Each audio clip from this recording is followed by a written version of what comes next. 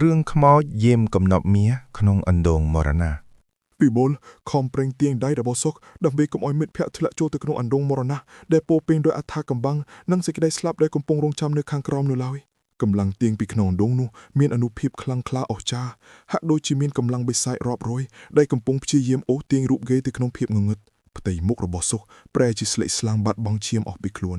ភ្នែកទាំងគូរបស់គេបើកធំសម្លឹងមើលទៅក្នុងភាពងងឹតសូន្យនៃបាតអណ្ដូងដោយក្តីរន្ធត់ជាទីបំផុតដៃឆ្អឹងពណ៌សស្អុយរលួយនោះមិនត្រឹមតែចាប់ទៀងអោឡើយប៉ុន្តែវាបានចាប់ផ្ដើមលូកក្រញាំក្រចកដ៏វែងខ្មៅលិចចូលទៅក្នុងសាច់ស្មារបស់សុកយ៉ាងជ្រាវធ្វើឲ្យឈាមក្រហមច្រាលហូរស្រុកចុះមកលើមាត់អណ្ដូងយ៉ាងគួរឲ្យខ្លាចវិបុលជួយអញផងវាទៀងអញខ្លាំងណាស់ដៃអញនឹងដាច់ចេញពីស្មាឥឡូវហើយសុកស្រែកធ្ងោទាំងទឹកភ្នែកហូរស្រុកចុះមកដោយការឈឺចាប់និងភាពភ័យខ្លាចខ្លាំងលើសលប់វិបុលមិនមកអងយូរឡើយទោះបីជាខ្លួនប្រានកំពុងញ័រទៅត្រើតក៏ដោយគេបានប្រើជើងមកខាងច្រានមាត់អណ្ដូងយ៉ាងច្បាស់ដើម្បីទប់លំនឹងរួចប្រើកម្លាំងបាយទាំងអស់ដែលមានចាប់ទាញចង្កេះសុកបំរុងនឹងក្រឡប់ផ្ងាទៅក្រោយក្នុងខណៈដកគ្រោះថ្នាក់នោះខ្យល់ត្រជាក់ស្រិបខប់ពីធម្មតាបានបកចេញពីមាត់អណ្ដូងនាំមកនៃក្លិនស្អុយអាសូតនៃសាកសពដែលស្អុយរណ្ដួយរាប់រយឆ្នាំមកហើ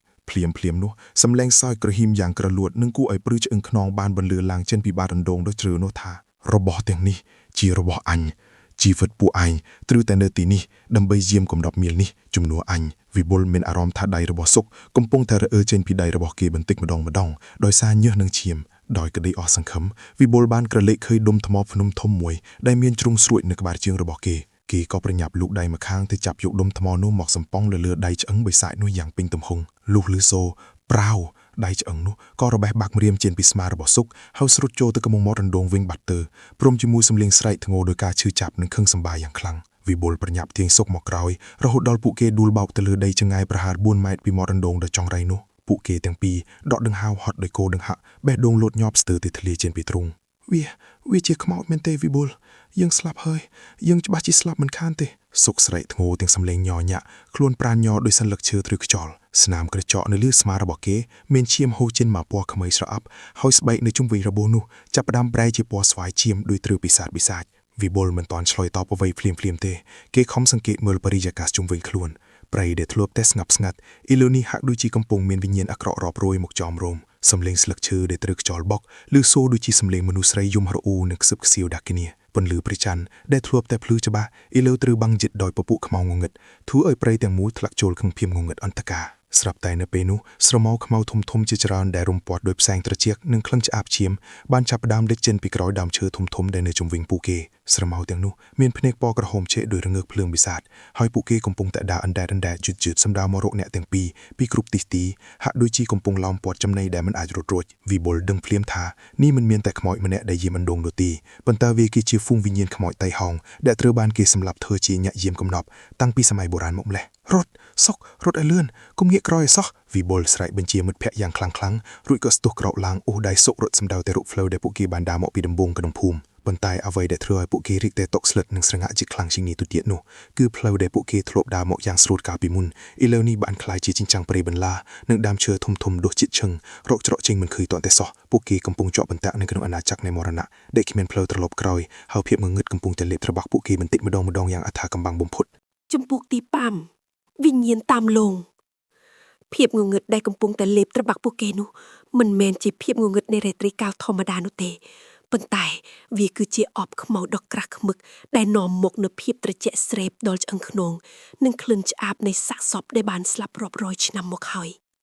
វិបុលនិងសុកឈោដកដង្ហើមហត់ញាប់ញ័រកែវភ្នែករបស់ពួកគេសម្លឹងទៅរកចិញ្ចាំងព្រៃបន្លាដែលដុះបិទផ្លូវយ៉ាងក្រាស់ឃ្មឹកហាក់ដូចជាវាមានវិញ្ញាណអាចរំកើងខ្លួនបានតាមចិត្តចង់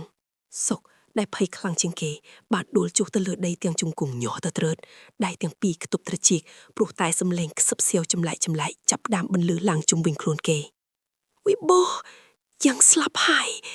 យយ៉ាងនឹងស្លាប់នៅក្នុងព្រៃបណ្ដាសាសនេះមិនខានឡើយសុកស្រែកយំខ្សឹកសួលទាំងបាត់បង់ស្មារតីវិបុលព្យាយាមទប់ចាត់ឲ្យនឹងទោះបីជាបែកដងរបស់គេលោតញាប់ស្ទើរតែធ្លាចេញពីទ្រូងក៏ដោយគេងាកមើលទៅជុំវិញខ្លួនរួចក៏ឃើញពន្លឺពណ៌បៃតងរៀបរាវចេញពីចន្លោះដើមឈើធំដែលនៅពីក្រោយពួកគេអ្វីដែលគួរឲ្យរន្ធត់បំផុតនោះគឺនៅពេលដែលពួកគេព្យាយាមរត់ចេញឆ្ងាយពីអណ្ដូងមរណៈពួកគេបែរចេញមកដល់មាត់អណ្ដូងនោះវិញដដែលហាក់ដូចជាដីព្រៃទាំងមូលកំពុងតែវិលជុំវិញអន្ទាក់ដ៏សាហាវមុននេះ ស្រាប់តែនៅកណ្ដាលភាពស្ងាត់ទ្រងងំសំឡេងសอยក្រលួតដែលពោពេញដោយការចំអកបានបន្លឺឡើងពីខ្នូជម្រៅអណ្ដូងសំឡេងនោះត្រជាក់ស្រេបលាន់លឺរំពងពេញព្រៃធំភ្លាមនោះរូបរាងអត្តមនុស្សមួយបានលេចចេញពីក្រោយដើមជ្រៃធំវាមានរូបរាងខ្ពស់ស្រឡះស្លៀកពាក់ខោអោបុរាណដាច់រហែកក្បាលរបស់វាគ្មានសក់សាច់ស្បែកខ្មៅក្រៀមស្វិតជាប់ឆ្អឹងហើយអ្វីដែលធ្វើឲ្យវិបុលនឹងសុខភ័យស្ទើរលេចនំនោះគឺភ្នែករបស់វាដែលបញ្ចេញពន្លឺពណ៌ក្រហមឆេះដោយរងភ្នំភ្លើង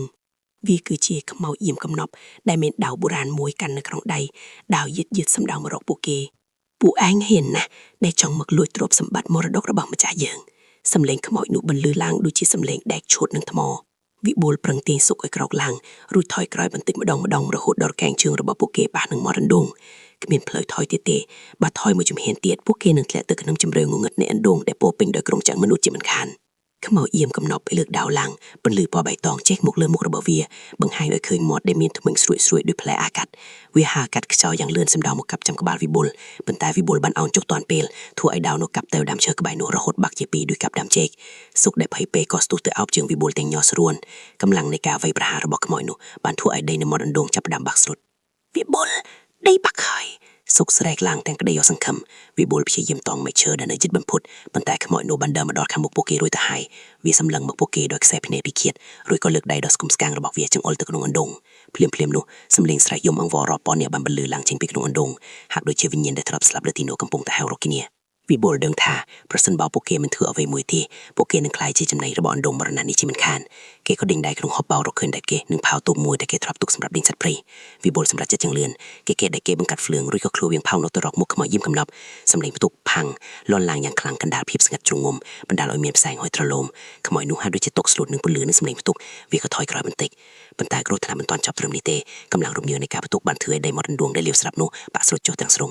អូយវាបុលនឹងសុករបូតដៃពីម៉ែឈើនិងរាងកាយរបស់ពួកគេក៏ធ្លាក់ចុះទៅក្នុងជម្រៅនៃអណ្ដូងមរណៈយ៉ាងលឿនមិនផុតសម្លេងខ្យល់បក់វឹងតាមត្រចៀកស្របពេលដែលភាពងងឹតស៊ូនសុងចាប់ដើមគ្រប់ដល់លើរាងកាយរបស់ពួកគេមិនដឹងថាអ្វីដែលនៅខាងក្រោមនោះជាមាសប្រាក់ឬក៏ជាគំនោជើងសាក់សាប់នោះឡើយប៉ុន្តែអ្វីដែលច្បាស់នោះគឺពួកគេកំពុងតែធ្លាក់ចូលទៅក្នុងពិភពមួយដែលគ្មានផ្លូវត្រឡប់មកវិញឡើយរាងកាយរបស់ពួកគេបានបាសទង្គិកនឹងអ្វីមួយយ៉ាងដែលទន់ៗនៅខាងក្រោមអណ្ដូងប៉ុន្តែវាមិនមែនជាដីឬទឹកនោះទេព្រោះវាមានអារម្មណ៍ដូចជាសាច់សត្វដែលកំពុងមានជីវិតវាបុលខំប្រឹងបើកភ្នែកទាំងជាចាប់ឬក៏ដកដង្ហើមធំដោយក្តីរន្ធត់បំផុតនៅពេលដែលគេឃើញពលឺមាសចែកចេញពីជ្រុងម្ខាងនៃរោងអណ្ដូងប៉ុន្តែនៅជុំវិញមាសទាំងនោះគឺសុទ្ធសឹងតែពុកវែករាប់រយក្បាលដែលកំពុងតែងើបក្បាលរងចាំស្វាគមន៍ពីញោមថ្មីរបស់ពួកគេយ៉ាងឃ្លៀងខ្លាចបំផុតវិបុលដកដង្ហើមញាប់ស្អេកខណៈដែលភ្នែករបស់គេសម្លឹងមើលទៅហ្វូងពុកវែកដ៏ច្រើនមហិមាដែលកំពុងពត់ជុំវិញពួកគេ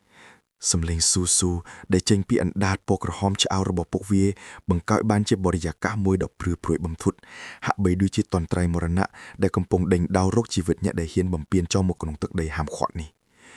ះវិបុលព្យាយាមកម្រើខ្លួនបន្តិចប៉ុន្តែគេមានអារម្មណ៍ថាអ្វីដែលគេកំពុងដេកពីលើនោះវាមិនមែនជាដីធម្មតានោះទេវាគឺជាភោគច្រាំដែលលាយឡំទៅដោយសាក់សពស្អុយរលួយឆ្អឹងមនុស្សដែលបាក់បែកនិងស្បែកពត់ដែលស្រឡះចេញរាប់មិនអស់ក្លិនឆ្អេះឆ្អាបនិងក្លិនមរណៈបានភាយឡើងមកខ្ទប់ច្រមុះរបស់ពួកគេស្ទើរតែដកដង្ហើមមិនរួច